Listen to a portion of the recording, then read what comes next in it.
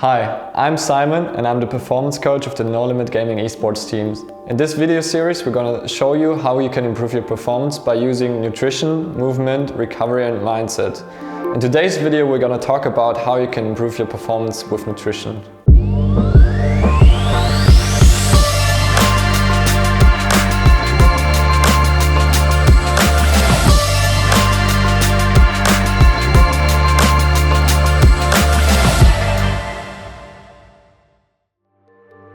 Have you ever felt bloated right before a match or when you were actually playing because you had too big of a meal right before your session? That's why we're talking about nutrition in esports.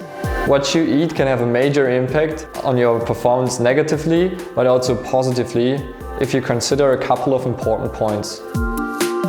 Many of you guys don't have a lot of time, and then right before a match when you come home from school or from work, you prepare anything you can eat. Let it be a pizza or a big portion of pasta. But that can actually have a negative impact on your performance.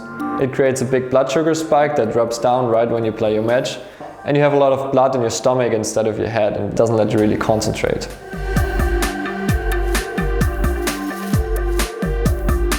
If you want to improve your esports performance with nutrition, there are a couple of things you can take into consideration. First of all, you should try to eat ingredients that are as natural as possible. The second rule would be, have a protein option in there. Now protein might seem like something that only bodybuilders eat, but actually a lot of amino acids that are in protein make up a lot of neurotransmitters that are important for cognition and your cognitive performance.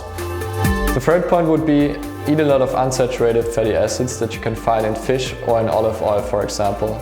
That will improve your cognitive function as well and decrease inflammation in your body.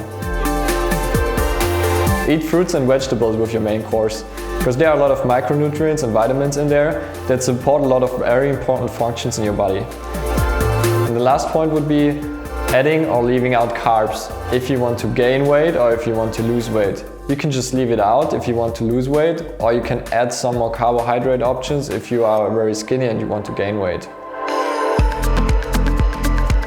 So if you take all these things into consideration, a good example for a main course would be something that contains a good source of protein and some healthy vegetables with mushrooms, tomatoes and pepper that contain a lot of micronutrients that would support a lot of functions in your body.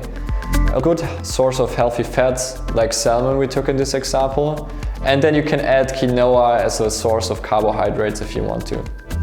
You can also take chicken with rice and vegetables or salmon with some vegetables, which would be a perfect option.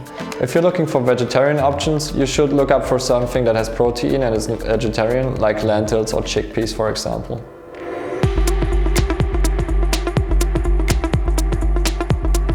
Now when it comes to longer training days, I know it's tough to not grab something like candy or chips in between to keep you satiated because you're very hungry. But there are actually way better options for that will improve your performance. A good example would be some Greek yogurt with some almonds and walnuts and some berries or other fruits. They will keep you satiated for a long time and you will be able to perform at your peak. If you know it's going to be a longer session and you have some time beforehand to prepare something, you can just go ahead and make a salad that you can grab in the break. Obviously there are always better options than having chocolate in your desk. You can just eat a banana or some other fruit or some nuts.